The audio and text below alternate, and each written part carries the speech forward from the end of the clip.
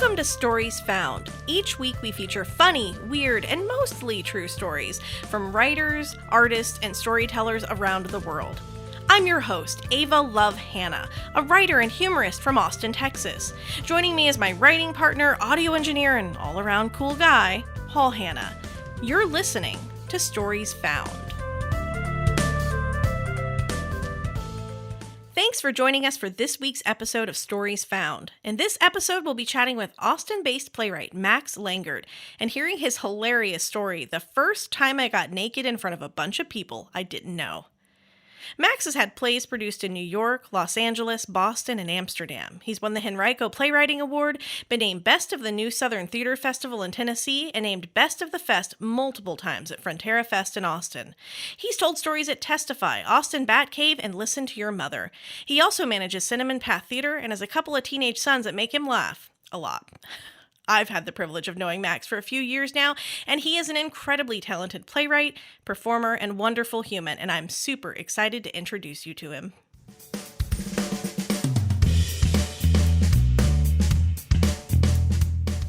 Hey Max, thanks for joining us today to chat about your story. So, without giving too much away, go ahead and give us some info on what we're about to hear. Sure. When I was in my 20s, I had an opportunity to live in Amsterdam for the summer. And a couple of friends of mine and I got invited to do something that ended up being pretty unique and sort of physically challenging for me. And that's what the story's about. Okay. All right. So there are times that I've told a completely true story on stage, and I've still had audience members come up to me and assume it was fictional in some way. And I think that might be because I work in both fiction and nonfiction, or some things that have happened are just sort of over the top. And I know you've had similar situations as well. So let's just go ahead and clear the air. Is this story true or mostly true? That's a great question. The story is definitely true, and the only hesitation you hear in my voice is little things like I'm like, well, were there 3 people in the room or 2 people? Right. I don't know if I got that right, but yes, Right. absolutely true. I mean, this was only a couple of years ago, right? So Yeah, right. 2, 4, 6, 20. Something right, like yeah, that. exactly. So Very recently. I think the most important question here, because when you sent the story over, we loved it, and I was up really late, and I was laughing so hard I was crying. So then immediately, my first thought as I laid in bed later was, well, the title of this story is The First Time I Got Naked in Front of a Bunch of People I Didn't Know. So, I mean, with that word first being there, was this the first of many times? Are we to assume there's a sequel? Right. There may be a sequel. Some of the details are fuzzy, Right. but I like to think that the reason I titled it that is out of optimism, sort of like, I'm willing to try this again. Oh, So so your whole perspective on it has changed, right? Instead of abject fear now, you're like, hey, if I get invited, I'll probably give it another shot. there are some, maybe tweak things a little bit. Try it again. Well, good to know. Good to know. I mean, so I've got this invite for you in case you were. No, I'm kidding. Right. Well, thank you so much for answering questions about your story. I'm super excited to share it with everyone. So without further ado, here is The First Time I Got Naked in Front of a Bunch of People I Didn't Know by Max Langert.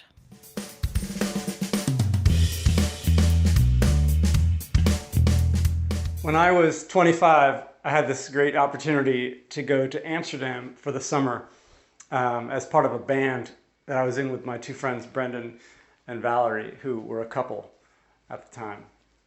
We were the house band at a comedy club called Boom Chicago, which has become sort of famous now. And we would go on after a couple of comedy shows in the evening, playing while people hung out and drank and whatever else. And we had sort of an Airbnb-like situation when we got there. We would live in an apartment for a week while the owners were out of town, and then move to another apartment where somebody was out of town, and so on and so on. And so we got to see a lot of different parts of the city. And once we had been to rehearsals and sort of had our routine down with the music and the club, we started to venture out and see some of the things that Amsterdam is famous for. We saw the canals, took boats down the canal, went to the red light district, which was just an eye-popping experience for me.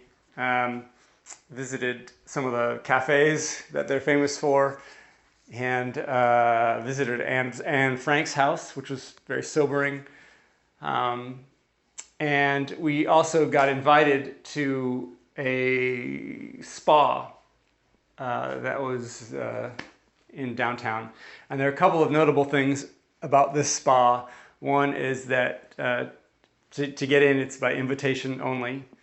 And the other thing is that you have to be naked in the spa the whole time you're there. It's a requirement.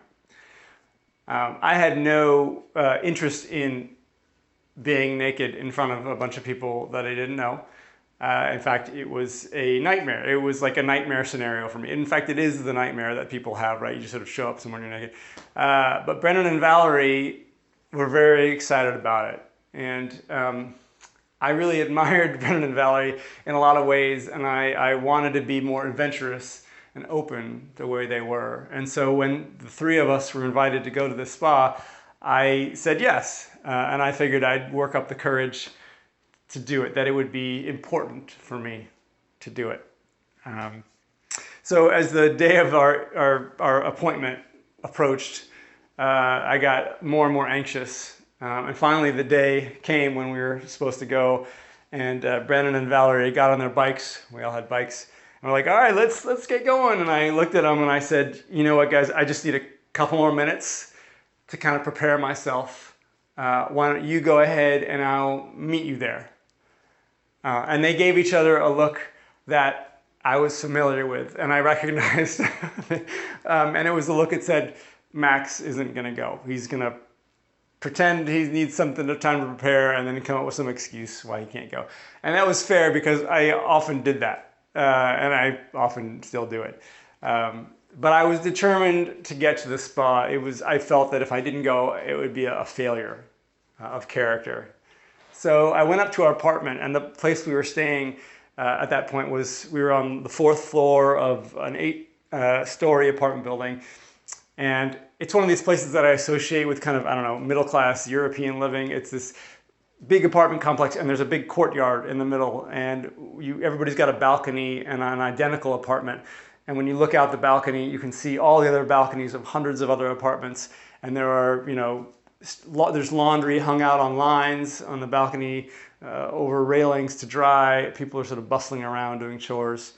And I figured I would get some practice being naked before I went to the spa. So I took off all my clothes and I sort of just walked back and forth in front of the balcony a few times. And I didn't hear anybody laughing, didn't see anybody pointing fingers or saying disparaging things, which I helped raise my confidence level up.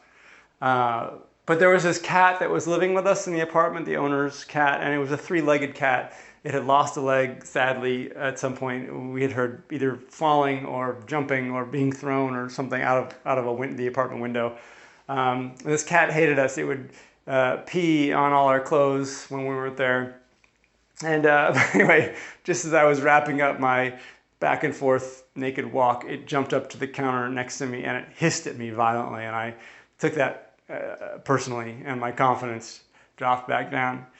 So I figured it might help to loosen me up a little bit if I had a drink before I went to the club. I figured everybody in Europe had alcohol in their apartment. So I scoured the place and all the cabinets looking for something to drink, but I couldn't find anything. And finally I looked under the kitchen sink and I found this really ancient bottle of cooking sherry.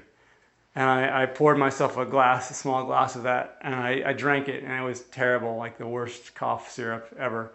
And then I poured another glass. I had that, and I started to feel lightheaded, and I thought, okay, now I'm ready to go to the spa. So I got on my bike, and I was hoping that I wouldn't be able to find the place, but I did find it. I saw where Brendan and Valerie's bikes were parked. And I went inside, and the receptionist was there, and she was super nice and everything, not naked. I don't know how she got away with that.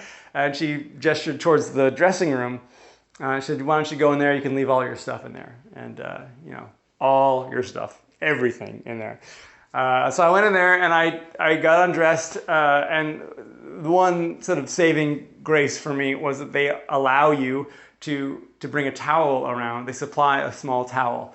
and you're not supposed to wrap it around your waist or anything. You just can have it nearby so that if you take a shower or jump in a pool or whatever, you have something to dry off with. And so I kind of tried to be very cool and savvy with this towel, and I would walk by, and as I would walk by somebody, I'd hold it up and be like, hey, how you doing? And then I'd switch hands as somebody came from the other side and hold the towel up above my waist. And I did that for a little while, very nervously.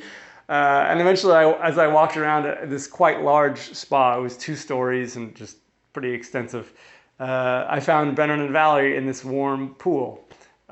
They were together, and they saw me and they got excited and they gestured me over, come on in, you should get in this pool with us. And I sort of held the towel up and I slipped into the water. I was like, hey, and it was nice being underwater there. It was relaxing. They were happy and relaxed. Just kind of sat there. And then at some point, Brendan was like, yo, you got to put your feet up by the jets. There were these sort of jets of water that would spurt out. And in order to get to these jets, you had to kind of, push your body outside the water to reach them. And I sort of did it very quickly and sort of reached for the jets. I was like, oh, those are awesome.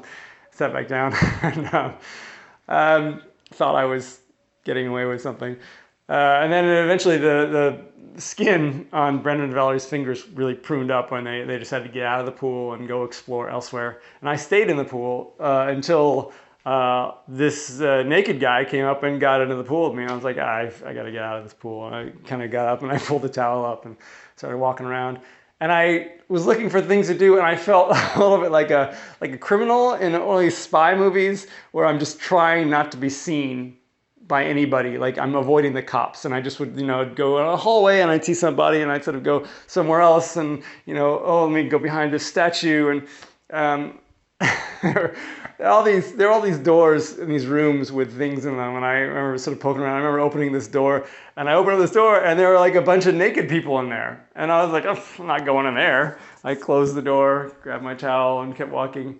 I eventually opened this door, and there were showers, and there was nobody in there. I thought, oh, I'll take a shower. And so I walked over and I took a shower, and I was like, hey, this is great. I love being in here. And then the door opened a couple minutes later, and this naked guy comes over and just starts taking a shower right next to me. And I'm like, God, what?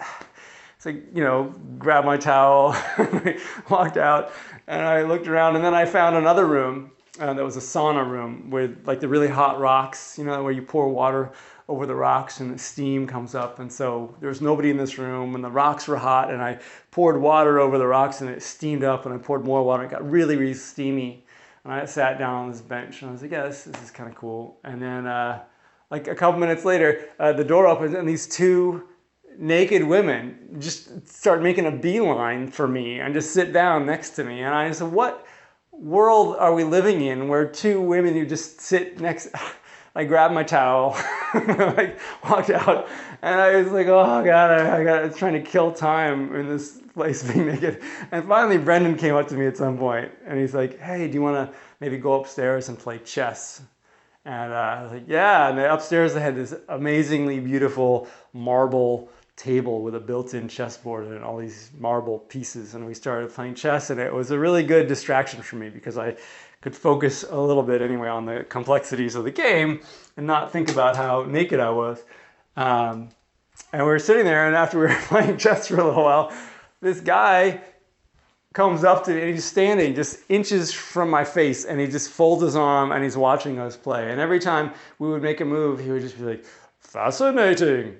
And it wasn't fascinating at all. Brendan and I are mediocre chess players. Like, there's nothing to see here, And as we were playing, he just would inch closer and closer to my face. And at some point, I was just like, it's like I have to blow the game. I have to get out of this. So I moved all my pieces away from my king, just trying to set Brendan up, and eventually he checkmated. I moved my queen out of the way so like Brendan could checkmate. And the guy next to me was like, interesting move. It was Vladimir Putin, by the way. And I was like, yeah. And we ended the game, we got up, and then soon after that, Valerie came up to us. She said, I think maybe I'm done. Maybe it's time to go home. I was like, yeah, it's time to go home. I went back to the dressing room and got dressed again and went out to our bikes. And I looked at Brendan and Valerie, and they were glowing. They looked more relaxed than I'd ever seen them. So happy, And Valerie looks at us and she says, that was an amazing amazing experience. I mean, don't you just feel so good right now? And I felt the shirt on my back and the pants on my legs, and I was like, yeah, I feel really good right now. All right, thank you.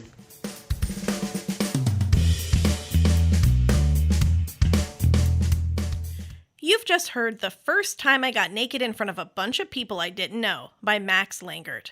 If you'd like to hear more of Max's work, make sure to check out his personal website, maxlangert.com, or his theater page, cinnamonpath.com. You can also find him on Twitter, Facebook, and Instagram. We'll have a blog post with more information about Max, links to his social media pages, and some of his other work. You can find all of that on our website, storiesfound.com.